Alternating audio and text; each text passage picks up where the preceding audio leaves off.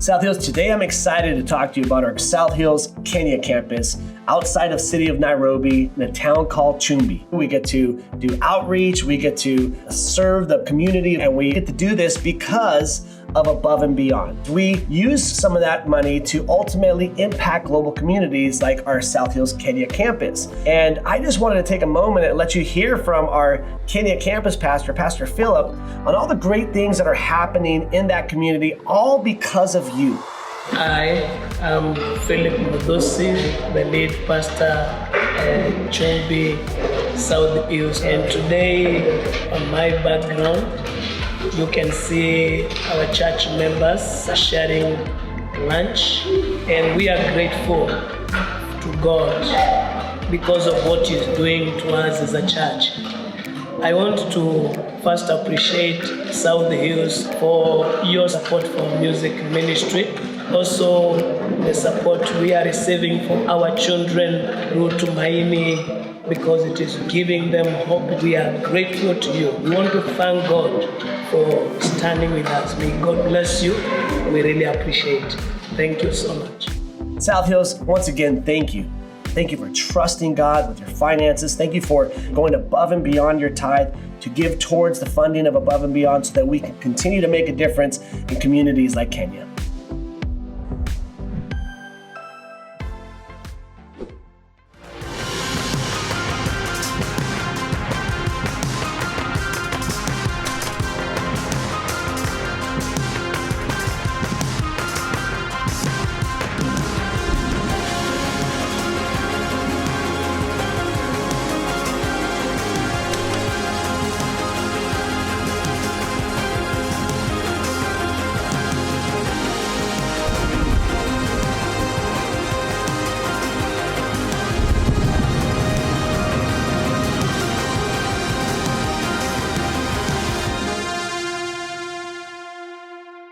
Well, good morning with all of the intensity in the world. I'm Chris Kretzy. I'm the campus pastor here. Thank you guys for being here. It almost feels chilly in here, but I know that we're just going to appreciate it as the day continues to go on. This is going to be the Sunday that all afternoon you're going to be thinking about church, but for all the wrong reasons. You're like, remember how cool it was in there? Hey, before we jump into the message, I do just want to say one last time, I'm so grateful for what Kathy shared. I'm so grateful for what we're able to be a part of as a church. This week is a big week for us because we're launching our midweek experiences here on Wednesday nights. And we've got all kinds of stuff going. If you want to come for dinner at 6, it's $5 a person. I'm making food this week. We're making burgers and all kinds of good stuff. 6:30 to 8, we are having our grand opening launch experience service for our South Hills students. We're super excited about that. Hey, you guys don't know this because you sit in here, but last Sunday there was 18 students in the garage hanging out with Pastor Alec. That's incredible. That's an incredible number, and people are starting to invite their friends, and they're starting to say, hey, this is something that's worth being a part of, and not only am I learning, but I'm having fun, and this is a great experience. So that's going to be an amazing thing, and I know that there's going to be a ton more kids there on Wednesday night. In September, we're offering Intentional Parenting, a 4-week course, which is going to be super helpful for people like myself, especially when it's 100 degrees outside. Does anybody else's parenting abilities kind of nosedive when you're sweating a little bit? But I'm excited for that because it's an opportunity not only for us to grow and learn how to be healthier, more intentional parents, but also it's going to be a group opportunity for us to connect and build relationships. I had a pastor a number of years ago. He was talking to us about the importance of groups, the importance of being connected to other people. And he said, he just invited us. He's like, think back to your childhood. Think back to your parents. And many of us had incredible parents and a really great home life, and many of us had not that experience. And he's like, well, whichever side you may fall on, wouldn't you have liked it if your parents were part of a group? Don't you think that your life would have been different? Don't you think that it would have been beneficial for them and that you would have experienced something if they were committed to being part of a group and connecting with other people? And I've always thought about that. And so part of it is I want to be a part of this for me, but part of this is because I want to be a part of this for my kids. It's what my kids get to see, and it's the way that I get to show up differently because there's other people that I'm choosing to allow into my life and to build relationships with. So Wednesdays is kicking off this Wednesday. We have so many other small groups that are also going to be launching in September and in October. We'll be talking more about that next week. Off-campus groups that meet in homes, on-campus groups, all kinds of stuff. It's going to be a great fall, so make sure that you get connected in all of those ways. Today, as you saw on our little series bumper video, we're starting a brand new series called The Revolutionary. And before we talk about how Jesus was a revolutionary, I think it's important for us to kind of all be on the same page as far as what do we think a revolutionary is? Like, what are the common things that revolutionaries had in who they were, the way that they acted? And why we're talking about this is because who Jesus was and the way that Jesus taught and the impact that that had is not only impactful on us as followers of Jesus, but it's actually been impactful on the entire world. We're going to see that in just a second. But all revolutionaries had four kind of common things, or things in common, rather, I should say. There's four different things that all revolutionaries shared. The first one is that they have this original aspect of the way that they see things in a new or an alternative way. They see things in a different perspective, in a different light, and it can be shocking in a lot of ways, which is the second one, radical. They prioritize this idea, this concept, this teaching, they prioritize it above everything else. And so all revolutionaries, they have like this radical approach and this like singular focus. The third thing is that oftentimes they're seen as heretical. Heretical is something, for a pastor, maybe you grew up in church or things like that, and you kind of grew up in this world where heresy only has to do with saying things that are opposed to the truth of who God is. But really it's this idea that they're saying things that you're like, hey, this is crazy and wrong, and nobody should listen to this anymore. And it shows up in all kinds of ways. I'll give you an example. Do you guys remember when people said that we're all going to start listening to MP3s? And how many of you guys held on to your CDs or are still holding on to your CDs? Because no, I'm not going to change over. I already bought all of these. I don't want to have to now buy all these digital versions of it. Or if you guys are an Apple or MacBook fan, they got rid of the USB drive, and it's like, this is dumb. This is never going to work. It seems like it's worked. Now I've bought all kinds of dongles and attachments and airdrops, and it's like this crazy thing. It's like, this is wrong. This isn't going to happen, but ultimately it happens. And then the fourth thing is that revolutionaries are transformational. They change the way that people see and do things forever. And as we think through these ideas, original, radical, heretical, and transformational, there may be different names that come to mind. Steve Jobs, I just kind of alluded to. Steve Jobs approached things in a totally different way and really, honestly, revolutionized so much. So many people are Apple people. I mean, it kind of started because of those commercials where it's like, I'm a Mac and I'm a PC commercials, and we all wanted to be the cool one. But now it's like, well, I have an iPhone, so I guess I should just have a Mac computer. And now my home speaker that listens to all of my home conversations is an Apple brand speaker. And we just kind of end up, it's like, well, this just makes more sense in our whole entire lives. Or maybe you're a Google family and you have, Chromecast, and you've got the, Alexa, and all these different things. There's all these different aspects of the way it starts to take over our minds. Albert Einstein was a revolutionary. Ben and Jerry convinced us that the appropriate size of a single serving of ice cream is an entire pint, right? I mean, Cherry Garcia is just the way to go. I just want to say that. That's the most important thing you take from today. That's okay. But this reality that revolutionaries, they have these different aspects. And Jesus wasn't just a revolutionary, but Jesus' teachings, and not only his teachings, but the way that the first church started to live out those teachings changed the world. It turned the world upside down. I would argue that Jesus' impact has been greater on the entire world than anyone could put. And it's not just about this eternal life thing. It's about the way that the world functions. A lot of studies and academics have looked at and places, countries, areas that teach and kind of have this foundation in the teachings of Jesus that taught this different way. Those countries, those areas were radically different than others. What they found is that they had a greater economic growth.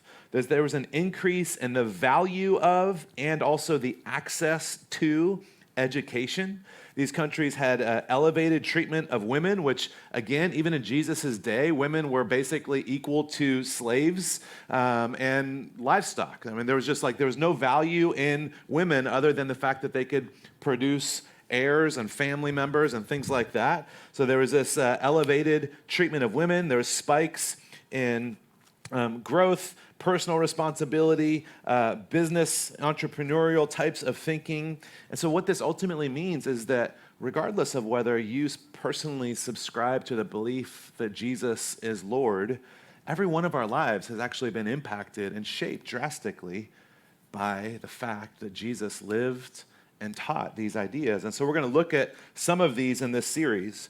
We're going to look at how Jesus kind of brought in this revolution of truth, of goodness, of beauty. And today we are talking about this idea of grace, the revolution of grace.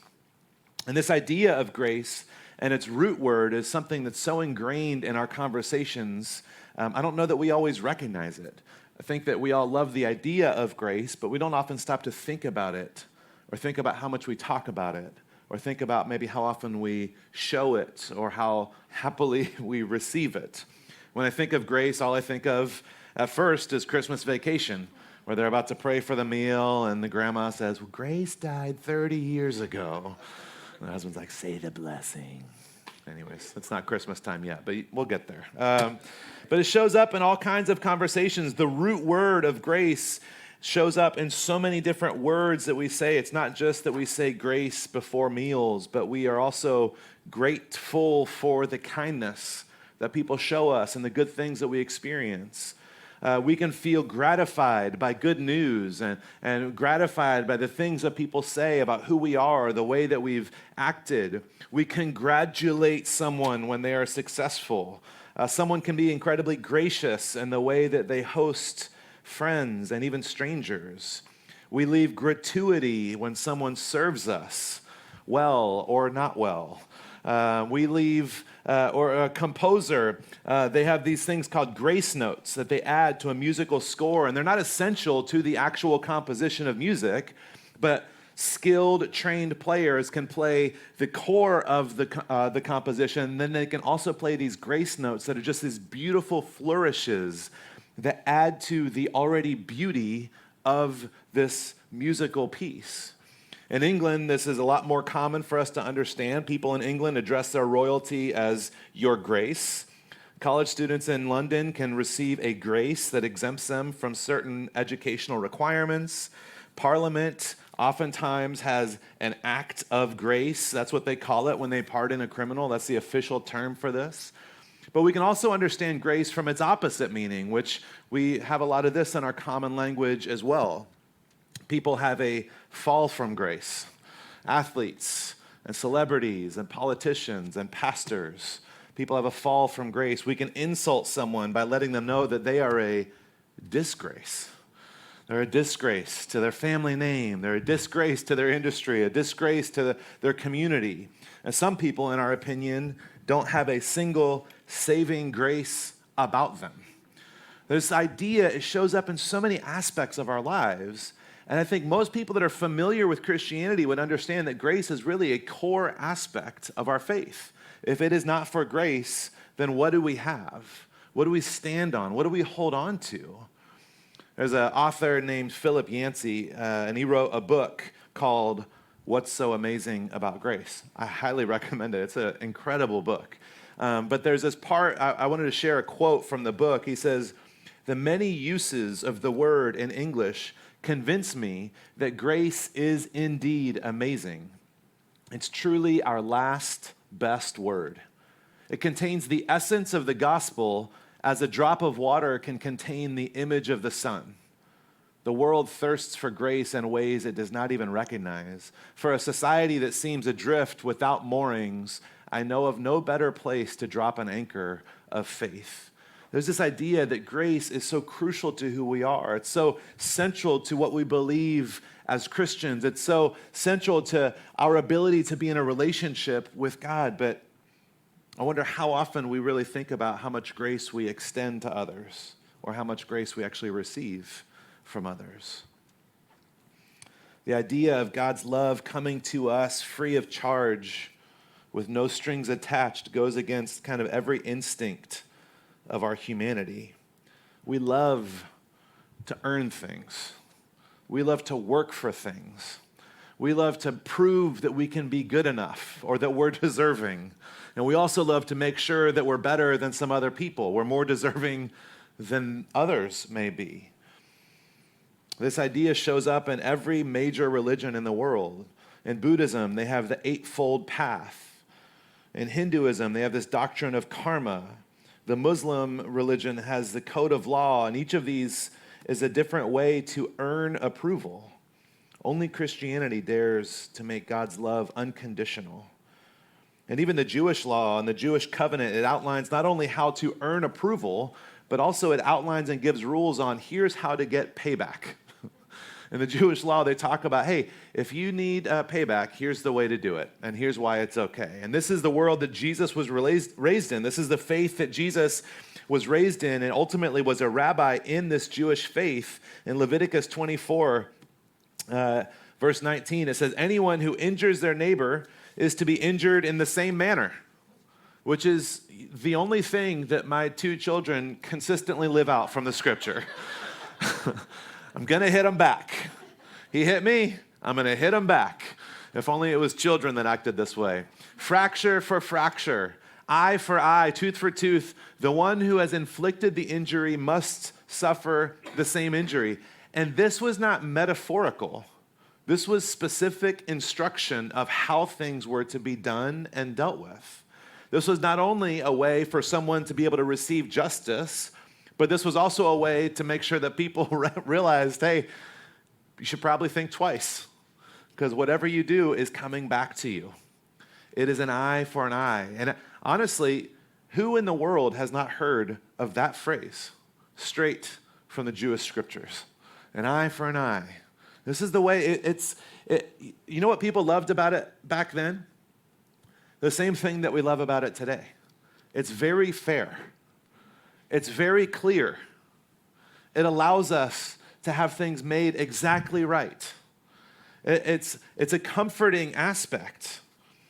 And by the time we get to the New Testament, Israel had been overrun and defeated by the Romans. They're being abused and oppressed, pushed around, overworked, overtaxed. There's abuse of power everywhere. And the Jewish people were waiting for a Messiah. And not just a Messiah, but they were waiting for like a hero. And obviously it's the name of our title, but they were waiting for a revolution and a revolutionary to lead them in this uprising against Rome. Rome, who had defeated and crushed and abused and taken advantage of. The Jewish people were like, we serve a God who has told us it's an eye for an eye, that we get to give it back the same as we've gotten. This is who the Jewish people were waiting for when they were waiting for a Messiah. I mean, you can imagine the confusion when that Messiah shows up as a baby first. The sense of, okay, we can wait a few more years. He's going to grow up, and I'm sure, he'll be quite the swordsman, a lot of armor and army, all these different things. This is what they were waiting for. This is what they were looking for. Someone who would overthrow an empire, put the good guys in power, make the bad guys pay. But then this revolutionary starts saying things like, you have heard that it was said, an eye for an eye and a tooth for a tooth. But I tell you, don't resist an evil person. If anyone slaps you on the right cheek, turn to them the other cheek also. And if anyone wants to sue you and take your shirt, hand over your coat as well. If anyone forces you to go 1 mile, go with them 2 miles. And I imagine maybe at this point is when they start to question, like, wait, what have we signed up for here? This is something that we may be familiar with, this teaching, this scripture Jesus taught in the Sermon on the Mount. This is something that's actually addressing not only interrelational connection and the ways that people take advantage of us, the family or the friends that hurt us. As he starts to talk about this idea, if someone tells you to go 1 mile, you have to go 2. This actually is starting to now talk about the way that Rome, there was this rule in the day that any soldier at any time could tell a Jewish person, hey, I need you to carry my bag, and you are required to carry it for 1 mile legally. If not, you would have to pay the price. And so now Jesus is starting to talk about their oppressor, and he's saying, if they make you carry it 1 mile, carry it 2. All of a sudden, it's starting to say, no, this grace thing is so much more than what we had ever imagined. This idea of payback and vengeance and what's fair that we were so desperately wanting to hold on to is starting to slip from our grasp. Jesus is always talking about this concept of grace. He never really defined it. He just demonstrated it, and mostly in story form. Grace is when you have something that you should pay, but you're not made to. Giving grace is when you have the right or the ability to make someone pay, but you don't. And Jesus' audience was wondering, what happened to the revolution? This is not the one that I signed up for. It sounds nice when you hear it out loud, but it's difficult to actually live it out. We all love the idea of grace until it's time for us to actually dispense it. It's like, I want the grace for my mistakes because I didn't actually mean that. I didn't actually mean to say that or do that or whatever it might be. But when we look at other people, it's like, well, they for sure meant it. And so they don't deserve grace. We love this concept. It's so easy to show grace when you're at your best, when it's not 100 degrees and humid in your apartment because you don't have air conditioning. It's so easy to show grace when everything is going your way. It's so easy, it almost can't even really be counted as grace because it doesn't actually take any effort. It doesn't take a choice. It's just something that naturally flows. In grace, there's a choice to showing grace. But what's always impressive is when someone is able to show grace under fire, when it's painful or difficult or costly. And the disciples got to see this firsthand in Jesus' life. There was a lot of powerful people that wanted Jesus dead, and not because he was loving and inclusive and did miracles and healed people. They wanted him dead because he was starting to change the way that people thought and talked and what their values were and the way that they interacted and related to each other. His revolutionary ideas, they violated, in their opinion, how people saw God and the scriptures. There were some who wanted this revolutionary to rise up against Rome. We're going to jump into a passage that oftentimes we don't read until it's Easter time, but it's such a beautiful picture of this idea. I think it's important for us to look at it today. It's in the Gospel of Matthew, chapter 26. Jesus is speaking with some of the disciples, and in verse 47, it says, while he was still speaking, Judas, one of the 12, arrived. With him was a large crowd, and armed with swords and clubs, sent from the chief priests and the elders of the people. Now the betrayer, Judas, had arranged a signal with them. The one I kiss is the man. Arrest him.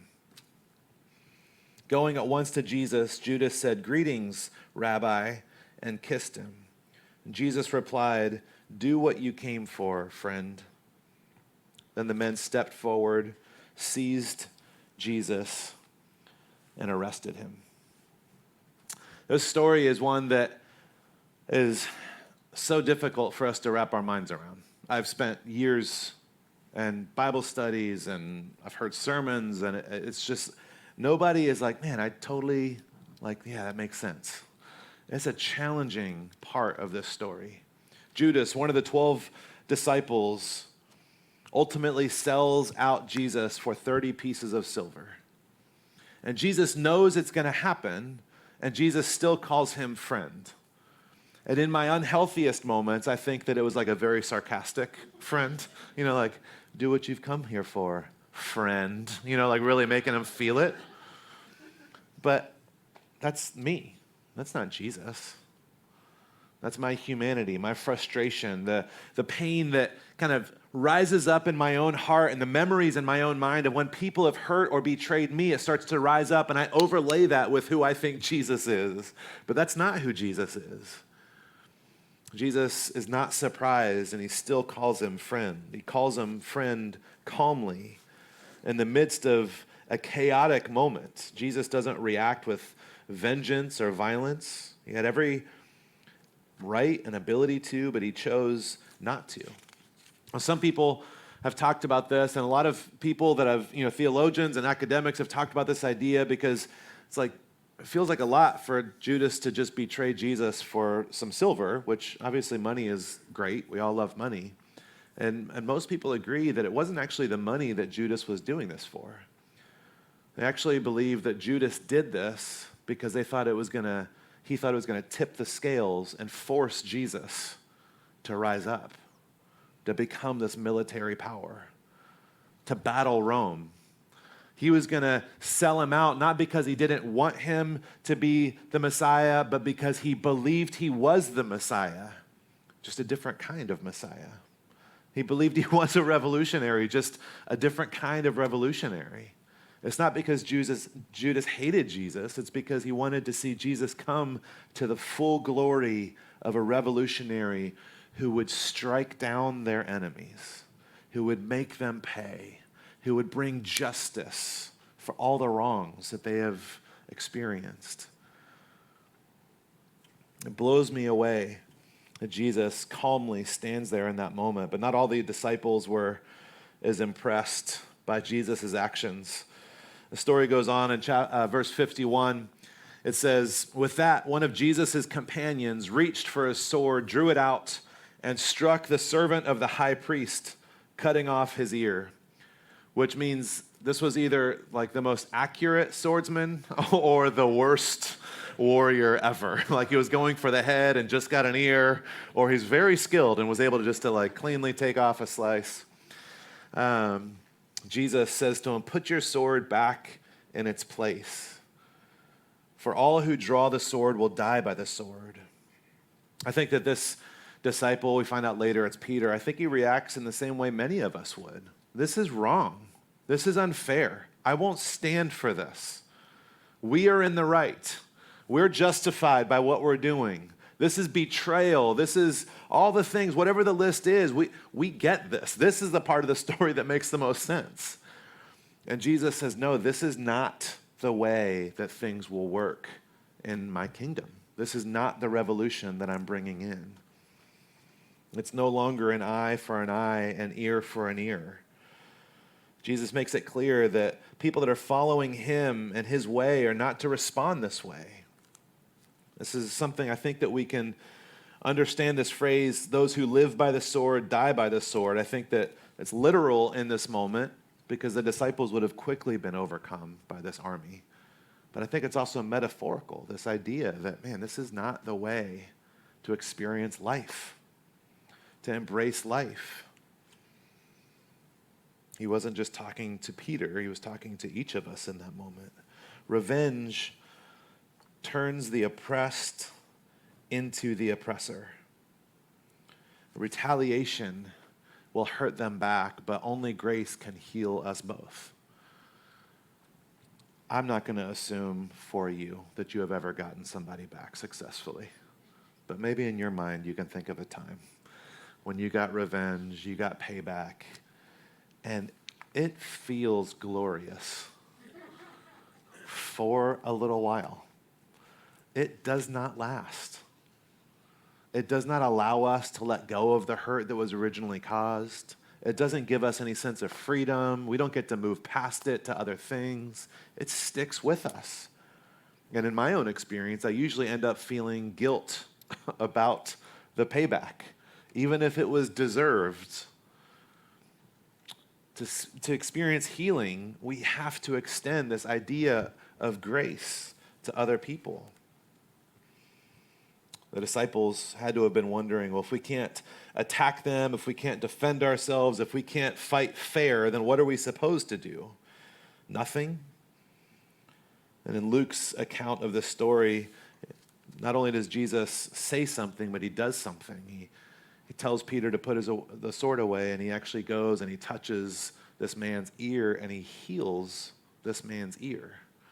In this moment of absolute injustice, of unfairness, of brutality, of all the things, he takes a step to heal this man's ear. And I wonder if our responses to others are shaped more by giving them life or by getting them back? When we're hurt, are we trying to give life as a response? Are we turning another cheek? Are we offering to give them the cloak, not just the shirt that they took? Are we offering to carry the bag an extra mile, not just the one that they've demanded? Are we offering to heal what is hurting inside of them? Or are we just demanding fairness and justice? It's a difficult thing. We're going to wrap up in just a minute, but I want each of us to take a moment just to kind of locate ourselves right now, which is something I learned from my counselor. Like, where are you right now? In a counseling appointment? Where's your heart? Where's your mind? I want us to just take a second and think about, like, what is it that in this moment right now, what is your mind going towards? What interactions, what family members or friends or coworkers come to mind as we talk about this? Maybe it's things from years in the past. Maybe it's things from this week. I don't know. But for a lot of us, it's actually not a conversation where I need to tell you, please don't cut someone's ear off. Because the physical retribution is not actually something that the majority of us, hopefully, are actually wrestling with. Sometimes it's emotional or mental, verbal. But for many of us, the physical act of grace, of not getting revenge, is something that we can navigate. The spiritual act of grace can be a massive obstacle for a lot of us. Looking at someone who's made mistakes, looking at someone who believes differently or is living a different way, the frustration, that desire for justice, what's fair, it comes up over and over again. As I said earlier, we all love the idea of grace until we're required to extend it to someone else. There was one time when Jesus was teaching and people were frustrated, and he says, am I not allowed to bring the rain on the just and the unjust alike? There's another time where he says, or are you just upset because of how generous I am? And the answer to that question is yes. They don't deserve it, is what we think. I do. I've earned it. I have somehow proven my worth. I have been good enough for long enough. The story I can't help but think of, and we don't have time to read it, but most of us are pretty familiar, the story of the prodigal son. A son who demands his inheritance and leaves home and goes out and lives the life, whatever he wants. He's got money, he's got notoriety and fame and all the things, and he just seeks pleasure and blows through all of the money and all the resources that he has. His brother stays home and works on the farm and is a part of the family and cares for the father and continues to pour into the house. Ultimately, the prodigal comes home and the father runs out to greet him, which was, in that day, not very dignified for someone to run. This is who God is, someone who runs towards the first sight of a child coming home. And the father goes out, and the story talks about how he was eating food that was left for the pigs, which again, in this time, everybody would have been like, are you kidding? That's the worst thing a Jewish person could do, is touch and hang out with and sleep in a room with and eat the food that pigs eat. And the father embraces this son who was absolutely unclean and undeserving and had hurt him and betrayed him and all the things. And he brings him home and he makes this feast. And the older brother, which so many of us resonate with, is standing there like, are you kidding me? This guy? I've been here the whole time. I've never left. I've never betrayed you. I've never hurt you. You're going to just welcome that guy in again after all he's done? And the father tells the other brother, he says, son, everything I have is already yours. It's not that the other brother is getting less now. There's not a pie of grace that every slice is taken out means there's a little bit less for you. And this is the challenge that we have when we think about what's fair, what's right, what's just. God does not function that way. God is unfair, and I'm super grateful for that fact.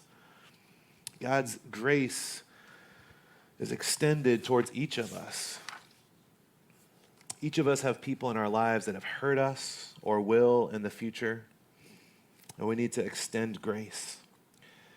I just want to say as a caveat, because I feel like a lot of pastors have missed this, that it's not an excuse for staying in an abusive or an unhealthy relationship. You can extend grace and also have boundaries. And that's a whole nother topic, but I just want to say, this is not about just allowing someone to hurt and destroy you. But each of us also have people in our lives that have lived ways that are hurtful or unimaginable to us.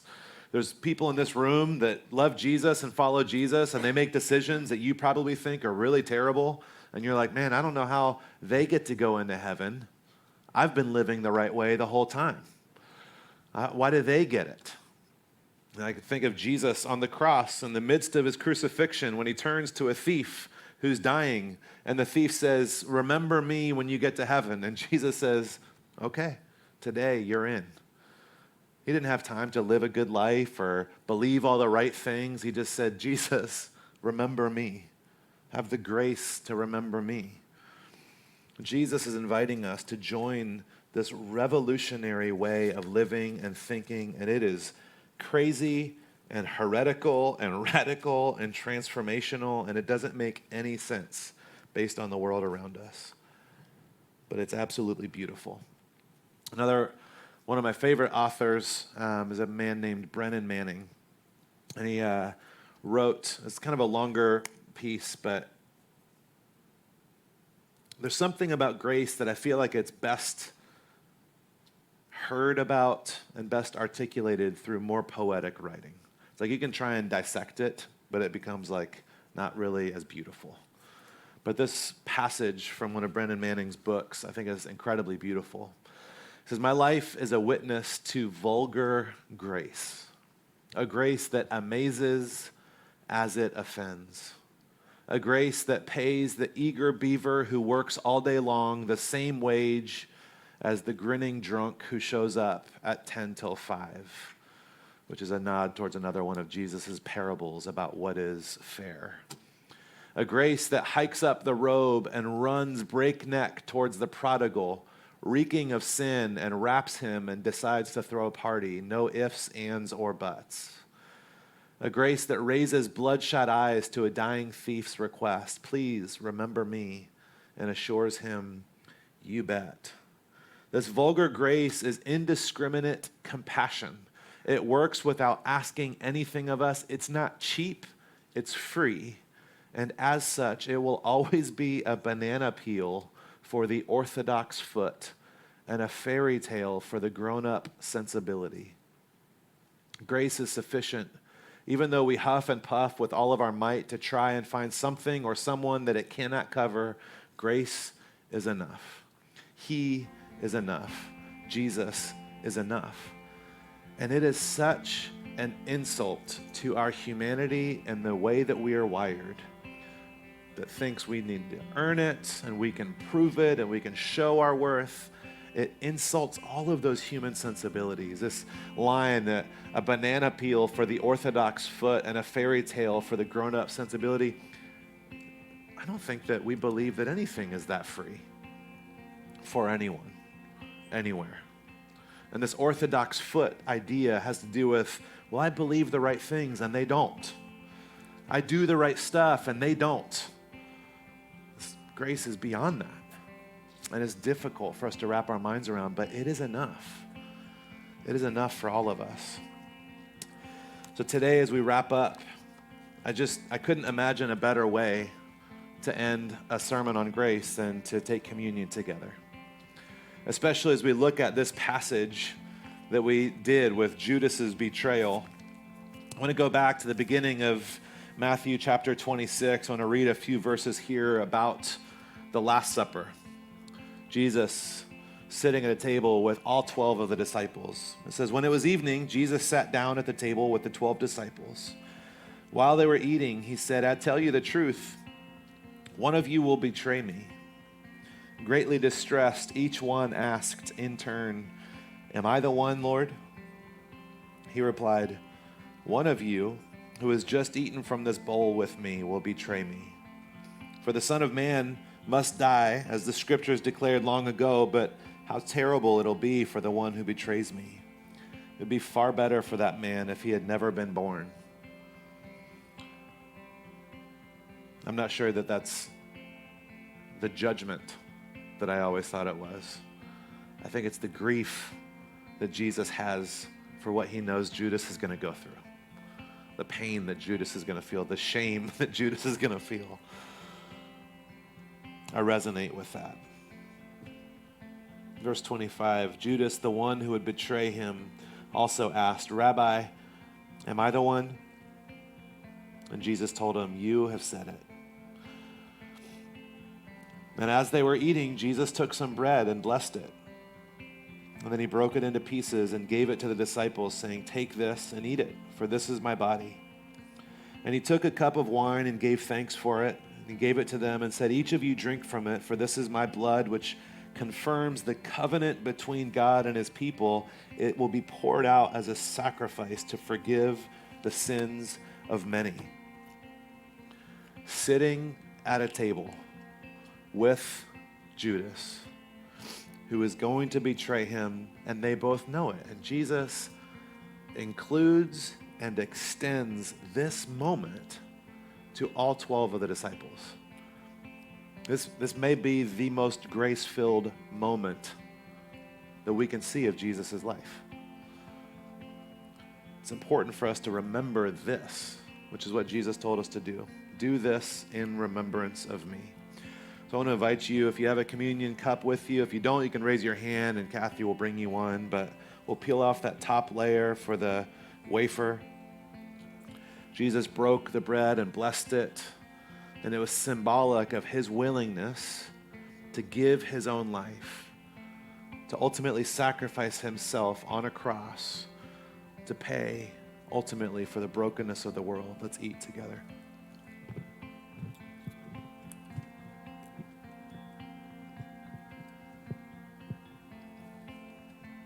The other side of this cup is the juice. And Jesus said it represents the blood of the covenant.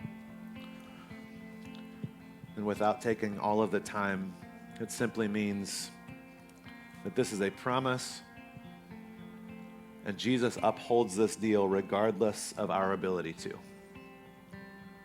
It's a picture of the grace, because he knows that we cannot do it on our own. And it's only through his own sacrifice. So let's take and drink together.